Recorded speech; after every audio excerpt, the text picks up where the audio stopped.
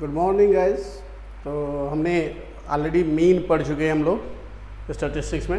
हमने पढ़ा arithmetic mean, geometric mean, harmonic mean, combined mean, weighted mean और relation between M, GM and HM. ये 6 के 6 पढ़ चुके हैं हम लोग। सारा चीज़ क्लियर हो चुका है, ठीक है। सो जो अगला टॉपिक है 7वां, वो है median. 7th topic is median. चलिए तो मीडियन से शुरुआत आज करते हैं। मीडियन में क्या होता है, ठीक है। तो लिखें, लिखना शुरू करते हैं। तो थोड़ा बहुत तो लिखा देखो, एक बात बताऊँ। अब इसमें इतना ज़्यादा ना मतलब समझने वाला जो कंसेप्ट है ना, एक बार जो शुरुआत समझ गया तो बाद में बहुत समझने में दिक्कत नहीं होती है, क्योंकि बाद में जो ना रिपीटेटिव हो जाते हैं। रिपीटेटिव का मतलब मेरा कहना ये है कि बाकी कंसेप्ट ना एक दूसरे से जुड़े हुए होते हैं। अगर शुरुआत आपने समझ लिया तो आपको सब समझ में आएगा धीरे धीरे, ठीक है। तो बात करते हैं मीडियन में। पहला इसमें पॉइंट आपको याद रखना वो है, it is the middle most. लिखेगा it is middle most, it is middle most और central value of the set of data distribution. जो डेटा डिस्ट्रीब्यूशन है, ध्यान से सुनिएगा, उसका मिडिल वैल्यू या सेंट्रल मोस्ट वैल्यू जो सबसे सेंटर में है, उसी को हम मीडियन बोलते हैं। क्लियर है मैं कहना क्या चाहता हूँ। देखिएगा, आप अरिथमेटिक मीन करते थे तो आप सबको जोड़ते थे और उनका एवरेज लेते थे, ठीक है। बट इसमें क्या होता है, हम जोड़ते उड़ते नहीं हैं, हम केवल ये देखते हैं हमारे पास कितना डेटा है। अगर हमारे पास टोटल 5 डेटा है तो जो बीच वाला है, तीसरा जो डेटा होगा, वही हमारा क्या होगा, मीडियन होगा। समझ रहे हो। अगर वही हमारे पास, अगर मान लो जो 4 डेटा होते हैं तो लास्ट ये जो बीच के 2 है ना, इन दोनों को मैं जोड़ूंगा, ये बीच के 2 है उनको जोड़ूंगा, उनका एवरेज लूंगा, वो मेरा मीडियन हो जाएगा। That's it. मतलब जो इसे पोजीशनल है, ये ग्राफिकल है, ग्राफिकल सोल्यूशन, ये पोजीशन से सोल्यूशन देता है, ना कि मैथमेटिक्स से सोल्यूशन देता। ये डेटा को जोड़ता नहीं है। ध्यान सुनना, it is the middle most या सेंट्रल वैल्यू। समझ लो, देख, मिडिल मोस्ट या सेंट्रल वैल्यू। मिडिल मोस्ट क्यों बोल रहा है, मिडिल वैल्यू क्यों नहीं बोल रहा। मिडिल मोस्ट इसलिए बोल रहा है क्योंकि अगर इवन नंबर ऑफ डेटा होगा ना, तो बीच वाले 2 को क्या करते हैं अपन, जोड़ के, बीच के जो 2 होते हैं उनको जोड़ के उनका एवरेज लेते हैं, इसीलिए वो मिडिल मोस्ट बोल रहा है, ठीक है। मिडिल मोस्ट या central value of the set of data distribution. जो भी डेटा डिस्ट्रीब्यूशन होगा उसका जो सबसे सेंट्रल में जो वैल्यू होगा वही होगा, वही हमारा मीडियन होगा। अब चूंकि अब ये चीज़ तो आप समझ गए होंगे, तो दूसरी बात ये भी समझ लीजिएगा कि इसका मतलब ये है कि जब भी अब डेटा डिस्ट्रीब्यूशन की बात होगी तो जो डेटा होगा वो आइदर असेंडिंग ऑर्डर या डिसेंडिंग ऑर्डर में सॉर्टेड होना चाहिए, तभी उसका जो मीडियन होगा, जो मिडिल वैल्यू होगा, वो सेंस करेगा या सेंस बनाएगा। अदरवाइज अगर डेटा, मेरा जो डेटा है, फ्रिक्वेंसी नहीं, डेटा, जो डेटा है XI, अगर वो मेरा सॉर्टेड नहीं है, असेंडिंग या डिसेंडिंग, तो फिर मीडियन जो आपका होगा बहुत ज़्यादा करेक्ट नहीं होगा। इसलिए याद रखिएगा, जितनी भी टेक्निक अभी इस्तेमाल करेंगे उन सब में डेटा या तो हम सॉर्टेड ही लेंगे या तो हम सॉर्टेड करेंगे। पहला स्टेप हमारा क्या होगा, sort the data. Median find करने में डेटा सॉर्टिंग का सबसे ज़्यादा इंपॉर्टेंस है। क्लियर है मैं कहना क्या चाहता हूँ। ऐसा नहीं कि अपने पास जो डेटा है उसका मिडिल वाला उठा लो, नहीं, हम उस डेटा को पहले सॉर्ट करेंगे, असेंडिंग या डिसेंडिंग ऑर्डर, देन उसका मिडिल वाला उठाएंगे, ठीक है। ये याद रखिएगा। दूसरा देखिएगा, दूसरा point, when observation are arranged in ascending or descending order of their magnitude,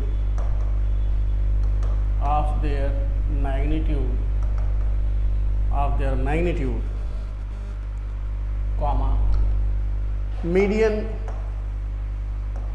divides the arranged data in 2 equal parts। समझ में आया। ये बोल रहा है कि अगर हम अपने डेटा को, जैसे मीडियन जो हम सेलेक्ट कर रहे हैं, अगर हमारे जो डेटा है अगर वो हम उसको सॉर्ट कर दें असेंडिंग या डिसेंडिंग ऑर्डर में, ठीक है, बाय यूजिंग देयर मैग्नीट्यूड, उनकी जो वैल्यू है उसके हिसाब से अगर उसको असेंडिंग या डिसेंडिंग ऑर्डर में हम सॉर्ट कर देते हैं तो मीडियन जो डेटा होगा उसको मीडियन 2 इक्वल पार्ट में डिवाइड करेगा। मतलब जितने डेटा इधर है उतने ही डेटा इधर है। वैल्यू नहीं है, देखिए हम वैल्यू की बात नहीं करते कि जिधर का जितना वैल्यू इधर है उन सबको जोड़ेंगे, जितना वैल्यू इधर है उन सबको जोड़ेंगे तो बराबर होगा। नहीं, ऐसा नहीं होता है। मीडियन में ये गारंटी नहीं है। मीडियन में इस बात की गारंटी है कि जिधर 5 डेटा होगा तो इधर भी 5 ही डेटा होगा, इधर 6 डेटा होगा तो इधर भी 6 ही डेटा होगा। समझ में आ रहा? वो पॉइंट है। चलिएगा, ठीक है। तो इस तरीके से आपको मीडियन का बेसिक जो कंसेप्ट है, जो मतलब है, जो इसेंस है, वो तो समझ में आ गया होगा। तो आप नोट कर ले, मैं हटा रहा हूँ, ठीक है। चलिए, अब ऑब्वियस सी बात है मीडियन अब निकालना शुरू करेंगे। तो लिखिए पहले मीडियन ऑफ इंडिविजुअल ऑब्जर्वेशन। जो इंडिविजुअल ऑब्जर्वेशन होते हैं, ठीक है, उनका मीडियन क्या होगा। इंडिविजुअल में क्या होता है, केवल डेटा होता है। मैंने आपको पहले ही बताया, जब आपको केवल डेटा दिया हो तो आप क्या करेंगे, डेटा को पहले सॉर्ट करेंगे और फिर उसके बीच वाली वैल्यू को उठा लेंगे। देखिएगा, मैं स्टेप लिख रहा हूँ और काफ़ी सेंस भी बनाएगा ये। देखिएगा, step 1, sort the data in ascending और डिसेंडिंग ऑर्डर। पहले तो उसको हम सॉर्ट कर देंगे। स्टेप 2 के 2 पार्ट है। First, if n equal to n, मतलब बेसिकली बोलना ये चाहता हूँ, n का मतलब है number of observation, if n equal to odd, जो आपका नंबर ऑफ ऑब्जर्वेशन है वो अगर वो ऑड है, ऑड मतलब समझता कि टोटल मतलब उसमें जो नंबर ऑफ ऑब्जर्वेशन है 5 है, 10 7 है, 11 है। तो आप जहाँ से तो जैसे 5 एग्जाम्पल लो तो इसमें केवल एक ही वैल्यू होगी जो मिडिल में होगी, ठीक है। तो मीडियन क्या होगा, ध्यान सुनिएगा। तो मीडियन क्या होगा, मीडियन इक्वल टू क्या होगा, तो होगा n+1/2 पोजीशन वैल्यू। जो भी n+1/2 पोजीशन पर होगा, जैसे 5 है, ध्यान सुनिएगा, 5 है तो तीसरा डेटा यानी 5 1 6 डिवाइड बाई 2 यानी थर्ड, यानी 1 2 तीसरा डेटा हमारा क्या होगा, मीडियन होगा। Median equal to n+1/2 observe position value. याद रखिएगा ये पोजीशन की वैल्यू है, समझ में आ रहा, याद रखिएगा, ठीक है। दूसरा,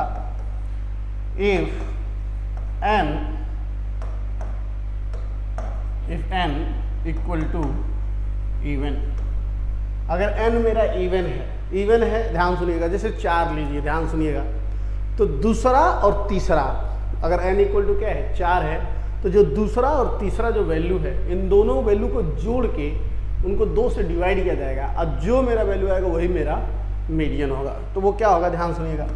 तो मीडियन इक्वल टू क्या होगा, मीडियन इक्वल टू होगा, ध्यान से देखिएगा, n/2 position value plus n/2 + 1 position value divide by 2, ये मेरा मीडियन होगा।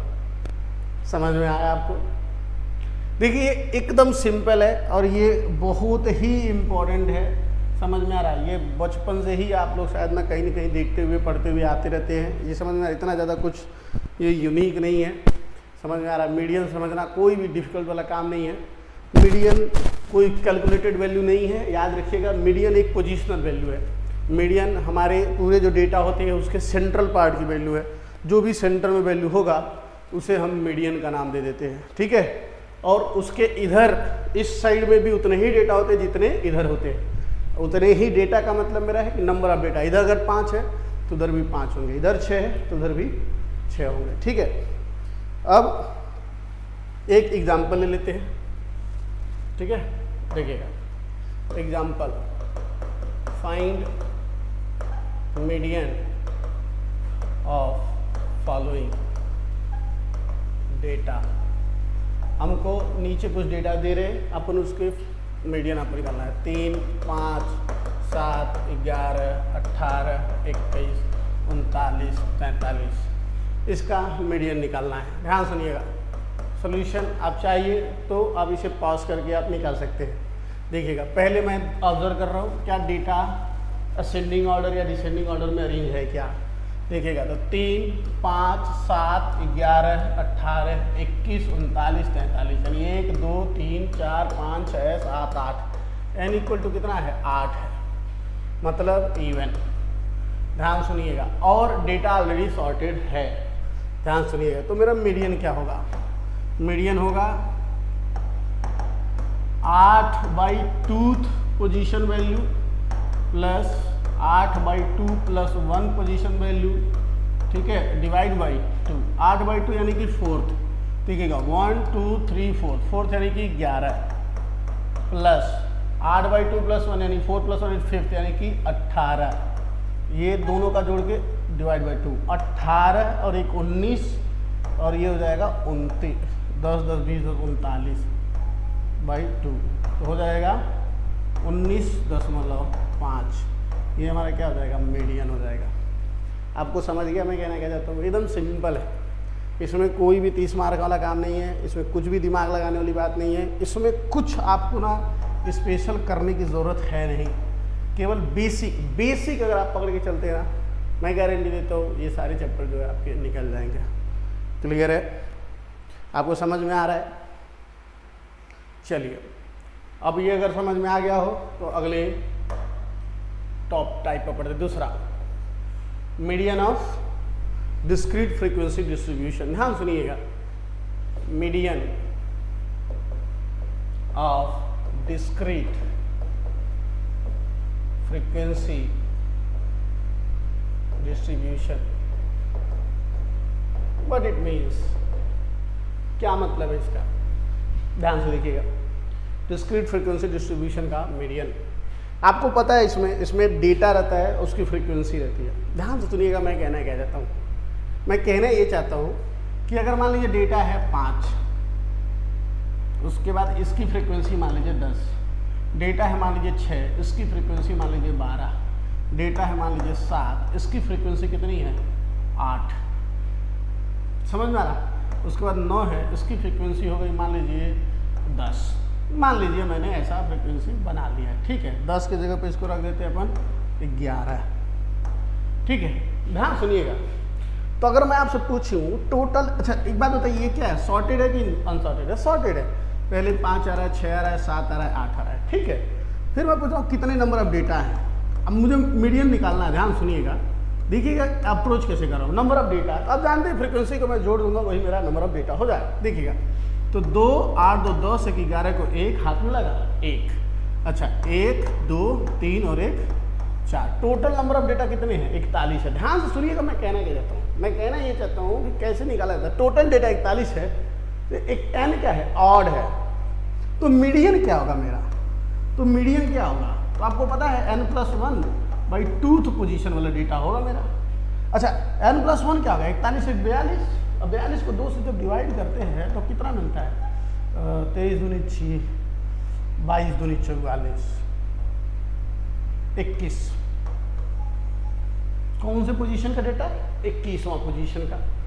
अब आप मेरे को बताइए 21वां पोजीशन पर कौन सा डेटा होगा। ध्यान सुनिएगा, मैं कहना क्या चाहता हूँ बेटा, मैं बताना ये चाहता हूँ कि आपका 5 जो है ना 10 बार लिखा है, 6 जो है ना फिर 12 बार लिखा है। तो ध्यान सुनिएगा, 6 आपको अगर 12 बार लिखूंगा मैं तो टोटल कितने हो जाएंगे, 22 बार हो जाएगा। यानी 21वें पोजीशन पर कौन सी वैल्यू होगी, 6।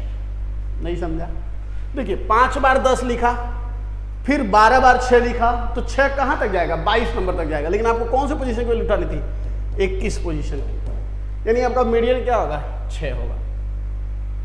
That's it.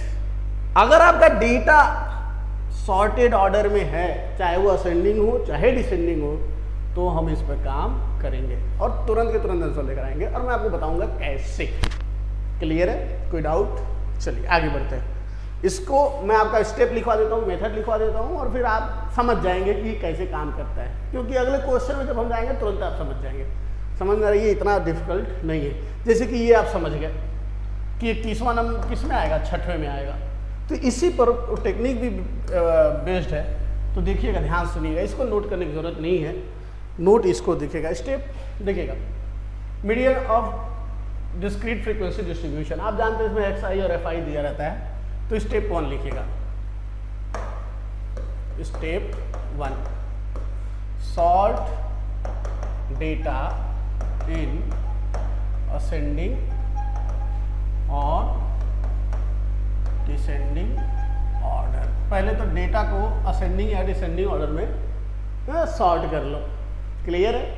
दूसरा ध्यान सुनिएगा, स्टेप 2 जब भी डेटा सॉर्ट हो जाए तो हम उसको क्यूमुलेटिव फैक्टर्स निकालना कैलकुलेट करते हैं। अब कैसा होता है ये क्यूमुलेटिव फैक्टर, मैं आपको समझा दूंगा, और बहुत आसान होता है, ठीक है। लिखिए, फाइंड क्यूमुलेटिव लिख लीजिए, उसके बाद अपन बात करेंगे। Find cumulative, CUMULATIVE, cumulative factor, bracket में लीजिएगा CF। Find, sorry, cumulative factor लिख दिया मैंने, जबकि ये रहता है क्यूमुलेटिव फ्रीक्वेंसी, ठीक है, FREQUENCY, फ्रीक्वेंसी, ब्रैकेट में CF। तो क्यूमुलेटिव फ्रीक्वेंसी निकाल लीजिए, ठीक है। स्टेप 3, जो स्टेप 3 है, उसके बाद आपको मिल जाएगा फाइंड n/2। तो n क्या है basically, n equal to summation FI, मतलब जितनी भी फ्रीक्वेंसी है आपका उन सबको जोड़ दीजिए, नंबर ऑफ डेटा, तो n/2 निकाल लीजिए, ठीक है। अब ध्यान से सुनिएगा, मैं कहना क्या चाहता हूँ। स्टेप 4 ध्यान से देखिएगा, C cumulative factor, C cumulative, sorry, frequency, C cumulative frequency just greater than n/2 and determine the corresponding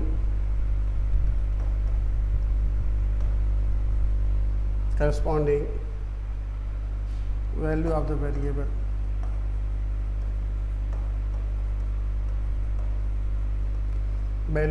variable just greater than or equal to, greater than यहाँ लिख लीजिएगा, और इक्वल टू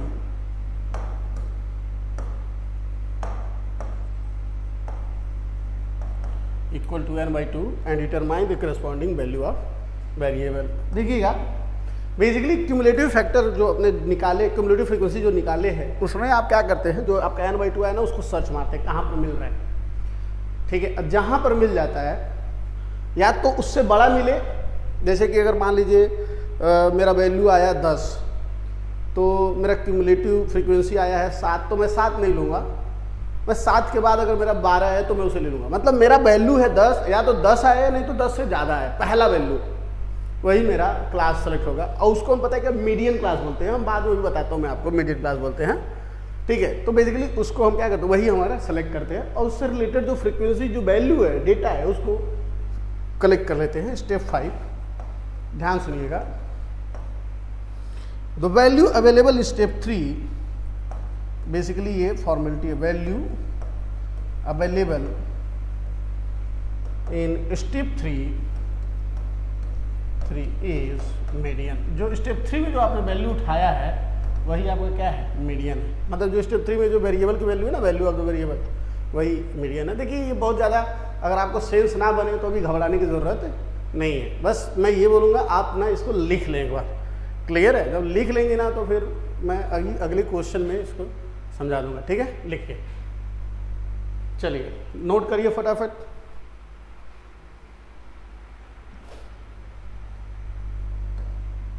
चलिए क्वेश्चन से लेते हैं, क्वेश्चन लेंगे इस पर तो ज़्यादा अच्छे से क्लियर होगा। चलिए क्वेश्चन है, find median of distributed frequency distribution. कुछ भी नाम दे देता है, डिस्ट्रीब्यूटेड, डिस्क्रीट, कुछ भी लिखेगा, ठीक है, घबराइएगा मत।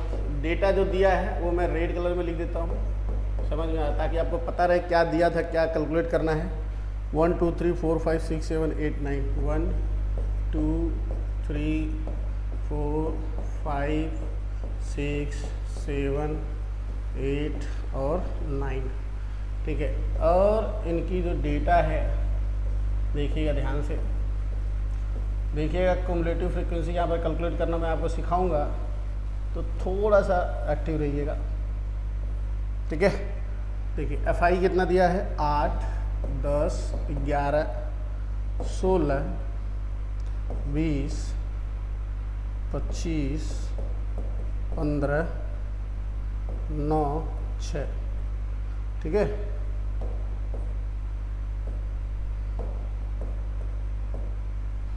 पंद्रह 9 6। चलिए मैं आपको जो बताना चाहता हूँ वो मैं बताना चाहता हूँ, ध्यान सुनिएगा। ये हमारा आ जाएगा क्युमुलेटिव फ्रीक्वेंसी CF, और ये मैं कैलकुलेट करूँगा, इसलिए इसको मैं ब्लैक से लिख रहा हूँ, ध्यान से देखिएगा। सबसे पहला स्टेप क्या था कि हमारे डेटा को असेंडिंग या डिसेंडिंग ऑर्डर में क्या करते हैं, सॉर्ट कर दें। क्या आप डेटा चेक करके वेरीफाई कर सकते हैं कि हाँ ये ऑलरेडी असेंडिंग या डिसेंडिंग ऑर्डर में है?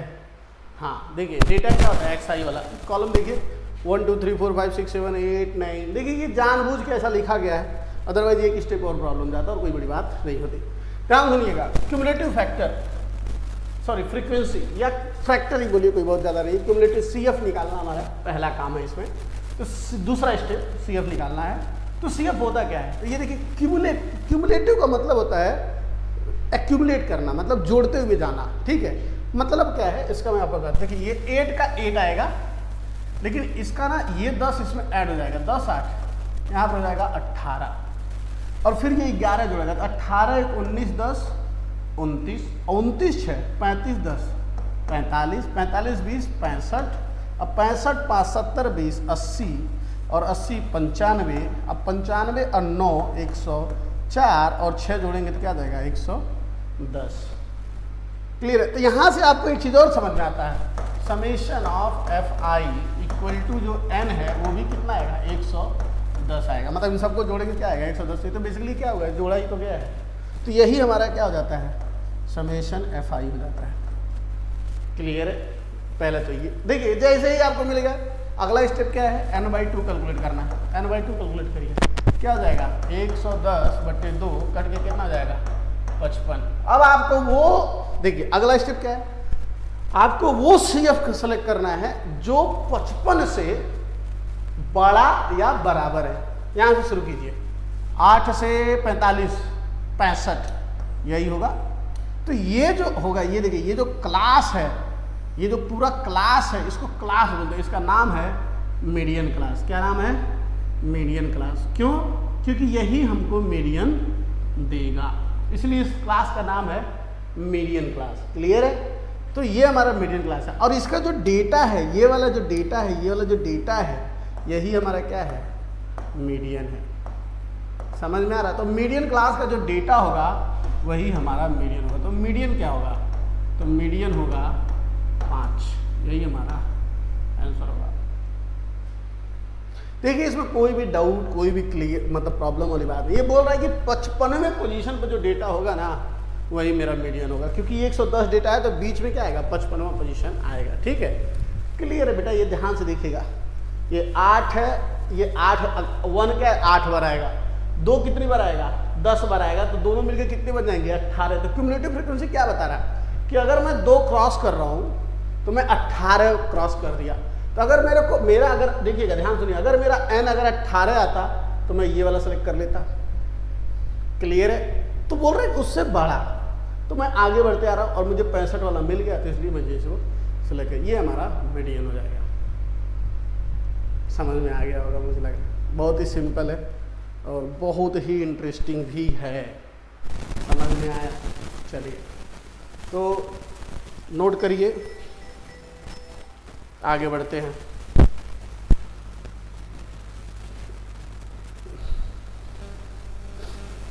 चलिए आगे बढ़ता है। अगला जो हेडिंग है तीसरा, मीडियन और कंटिन्यूअस डेटा डिस्ट्रीब्यूशन। बेसिकली आप ये बोल सकते हैं ग्रुप डेटा डिस्ट्रीब्यूशन, या बोल सकते हैं क्लास डेटा डिस्ट्रीब्यूशन। समझ में आ रहा है?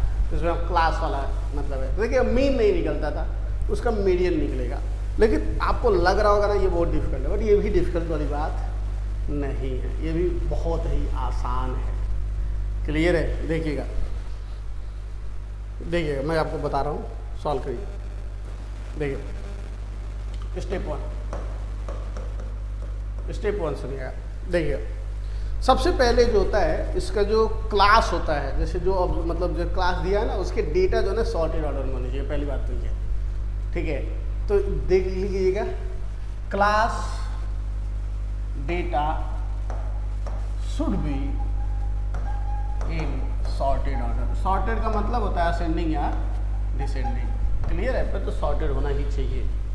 क्लियर है? अब इसका मतलब क्या है? मेरा कहने का मतलब ऐसा है, 0 से 5 तक पहले ले रहे हैं तो अगली बार 5 से 10 ले, ठीक है? और फिर मान लीजिए 20 से, अगर मान लीजिए 30 है तो इसके बाद फिर मैं यहाँ पर लिख रहा हूँ 10 से 20, ऐसे ना लिखूँ। तो ये इसके ऊपर होना चाहिए और ये इसके क्या होना चाहिए, नीचे होना चाहिए। क्लियर है कहने के? तो मतलब डेटा जो है ना एकदम सॉर्टेड ऑर्डर में होनी चाहिए, ऐसे ओवरलैप भी नहीं होना चाहिए, अदरवाइज ये काम नहीं करेगा। वैसे देता तो नहीं है, ओवरलैप नहीं देता है और हमेशा ही ये सॉर्टेड ऑर्डर में रहता है, ठीक है? तो वो एक चीज़ है, ठीक है? स्टेप 2 देखिएगा, अगेन ये क्या है, प्रिपेयर क्यूमुलेटिव फ्रीक्वेंसी। अगेन आपको वही करना है भैया, फ्रीक्वेंसी, क्यूमुलेटिव फ्रीक्वेंसी आपको निकालने हैं। आपको पता है कैसे? पहले का वही लिख दो, उसके बाद सारी फ्रीक्वेंसी को जोड़ते हुए चलेगा। क्लियर है? ध्यान सुनिएगा। स्टेप 3,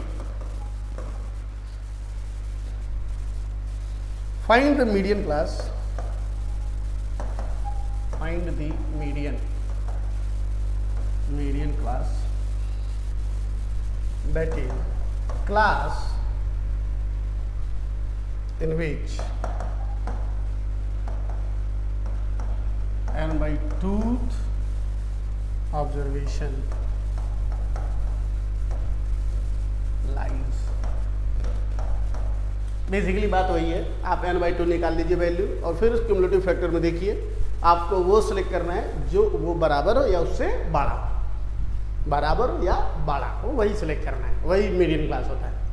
क्लियर है? चलिए आगे बढ़ते हैं। अब इसके बाद जो है वो कुछ फॉर्मूला कुछ इस प्रकार है। एक बार मीडियन हो गया तो होगा the median value is given by, एक बार आपको मीडियन क्लास मिल जाएगा तो मीडियन वैल्यू कैलकुलेट करने के लिए जो फॉर्मूला होता है वो होता है L plus n/2 minus f, n/2 minus f divide by small f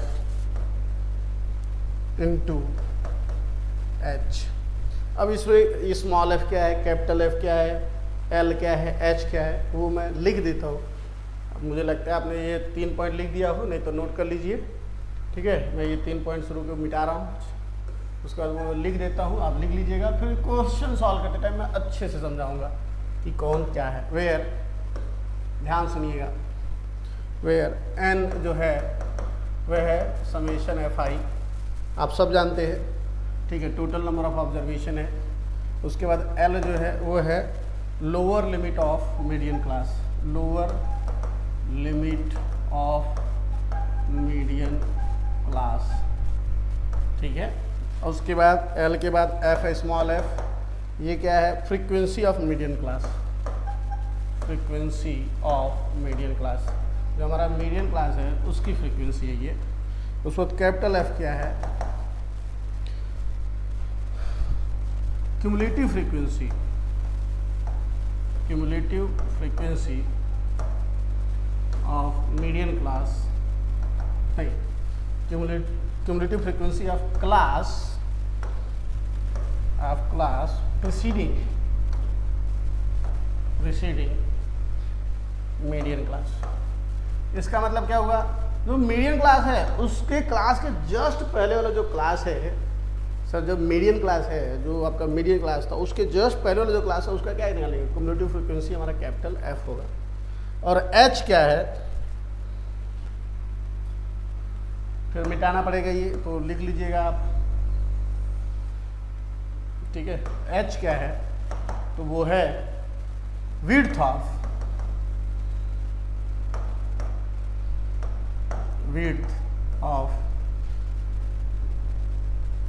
class interval median class. Median class में जो क्लास इंटरवल दिए हुए हैं उसका जो विड्थ मतलब समझते, जैसे अगर मान लीजिए क्लास इंटरवल 0 से 10 तक का है, ये हमारा क्लास है, तो इसका विड्थ कितना है, 10 है, तो वो चीज़ें वो एच होगा। क्लियर है, एकदम सिंपल फार्मूला है, इसको याद रखना कोई बड़ी बात नहीं है, एक दो बार आप देखेंगे ध्यान से तो हमेशा याद रहेगा, ठीक है। और एक काम करिए, एक छोटे से पेज पर लिख लीजिएगा और वो जो है उसको इस्तेमाल कीजिएगा, ठीक है। आगे बढ़ते हैं, चलते हैं क्वेश्चन पे। क्वेश्चन पे चलिए, सब चीज़ हो जाएगा। चलिए क्वेश्चन है, देखिएगा,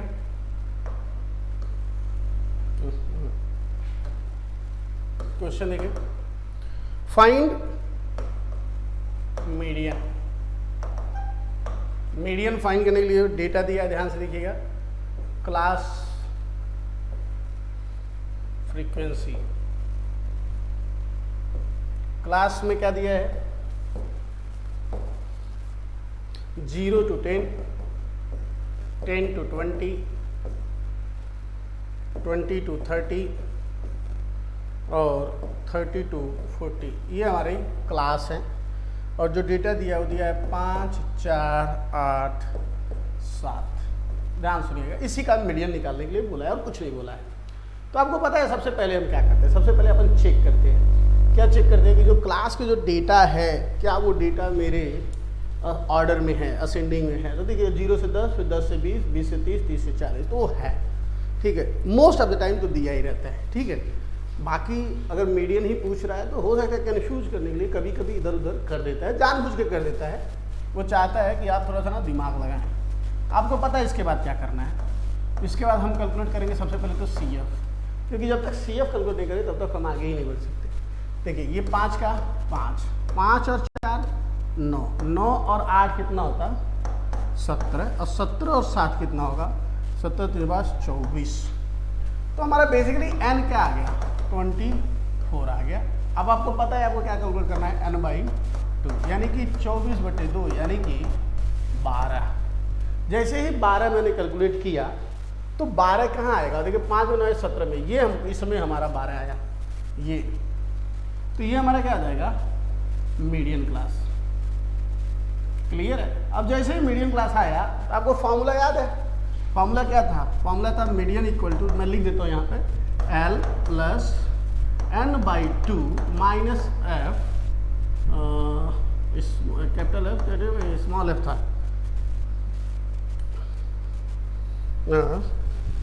ऊपर जो फॉर्मूला था उसमें कैपिटल F था, नीचे स्मॉल f था और मल्टीप्लाई बाई h था। क्लियर है। चलिए बात करते हैं। तो मैं आपको बता रहा हूँ, ध्यान सुनिएगा। तो L क्या है, लोअर लिमिट। तो इसमें मीडियन क्लास में देखिएगा ध्यान से, इस मीडियन क्लास में देखिए इसका लोअर लिमिट कितना है, 20। तो L इक्वल टू कितना हो जाएगा, 20। पहली बात तो ये। उसके बाद n इक्वल टू कितना है, n इक्वल टू ऑलरेडी हमको पता है 24। अच्छा, F कैपिटल F क्या है, कैपिटल F आपने जब देखा होगा तो बोला है cumulative frequency of the preceding class. तो प्रीसीडिंग क्लास कितना है, 9। तो F इक्वल टू कितना है, 9। क्लियर है। उसके बाद कैपिटल स्मॉल f क्या है, frequency of the median class. Frequency of the median class कितना है, 8। और h कितना है, अगर ध्यान से देखेंगे तो h कितना है, 10। कैसे, तो वो विड्थ है, तो 30 में से 20 घटाएंगे तो आपको 10 मिलेगा। तो मीडियन क्या होगा, तो रखिए फॉर्मूला में L की वैल्यू कितना है, 20 प्लस, देखिएगा मैं थोड़ा सा शॉर्टकट में कैलकुलेट करूंगा, n/2 यानी कि 12 माइनस f यानी कि 3, डिवाइड बटे एफ, एफ यानी कि 8 गुणे 10। ठीक है, तो आप अगर ध्यान से देखो तो ये हो जाएगा 30 बटे 8, तो 20 प्लस 10 दिया 30 बटे 8। आप इसको काटोगे तो 8 त्रिका 24, 8 त्रिका 24, 24 करेंगे तो 6 बचेगा, 6 यानी 6 जीरो यानी 60, 8 सत्ते 56, 8 पचे 40, 3.75 यानी कि 23.75। ये हमारा क्या हो जाएगा, मीडियन हो जाएगा। बस खत्म। और ये देखिएगा 20 और 30 के बीच में भी है। क्लियर है, समझ में आया आपको मैं कहना क्या चाहता था? तो इस तरीके से देखिए, अगर एक बार आपको अगर फॉर्मूला याद है तो मैं गारंटी देता हूँ ये कोई बहुत डिफिकल्ट वाली बात नहीं है। समझ, बस फार्मूला आपको याद होना चाहिए। अगर फार्मूला याद है तो सब कुछ आसान है, अदरवाइज भैया इसमें कुछ भी आसान नहीं है। और इसका फार्मूला याद करना कोई बहुत तिर्रम काम वाला 30 मार्क वाला काम है, बहुत डिफिकल्ट काम है नहीं। समझ में आ रहा है? अगर इसके फार्मूले को आप ध्यान से देख लोगे एक बार ना, अगर एक बार इसको ध्यान से देख लोगे, जैसे कि ये देखिए बस क्या है, एल है यहाँ मल्टीप्लाई बाई एच है, तो एल क्या होगा, ध्यान सुनिएगा, एल प्लस क्यों करते हैं? अगर अपन थोड़ा सा लॉजिक लगाए ना तो आपको ध्यान में भी आ जाएगा। एल इसलिए प्लस करते हैं क्योंकि हमारा वैल्यू 20 और 30 के बीच होना चाहिए, इसलिए मैंने एल प्लस किया सो दैट कि हमको पता चले 20 से मुझे पुश करना है, आगे बढ़ना है। ठीक है, तो वो एक इम्पॉर्टेंट पॉइंट है। चलिए अगला जो आपका जो टॉपिक है ये तो हो गया पूरा मीडियन हो गया। ठीक है, तो मीडियन में बस इतना ही है। अगर आप देखेंगे तो इंडिविजुअल डेटा बता दिया मैंने, डिस्क्रीट बता दिया, कंटिन्यूअस बता दिया। अब आते हैं मॉड पे। देखिएगा मॉड, सॉरी ये हमारा होगा 8वां।